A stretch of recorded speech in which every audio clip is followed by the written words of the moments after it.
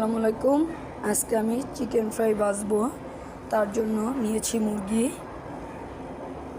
আর যে উপকরণগুলো লাগবে নিয়েছি ময়দা, আদা রসুন বাটা, সয়া সস, ডিম, গোলমরিচ গুঁড়ো, মরিচের গুঁড়ো, দুধ, লবণ, লেবুর রস নিয়েছি, সস নিয়েছি। এখন আমি এগুলো সব একসাথে মিক্সড করব। মিক্সড করা হয়ে গেছে। এখন আমি 20 মিনিটের জন্য ফ্রিজে রেখে দিব। এখন আমি চিকেনগুলো ময়দার সাথে মেখে নিচ্ছি।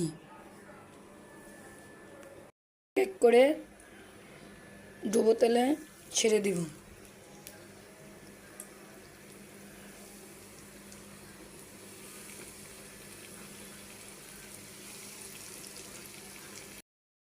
এই হয়ে গেল আমার চিকেন ফ্রাই।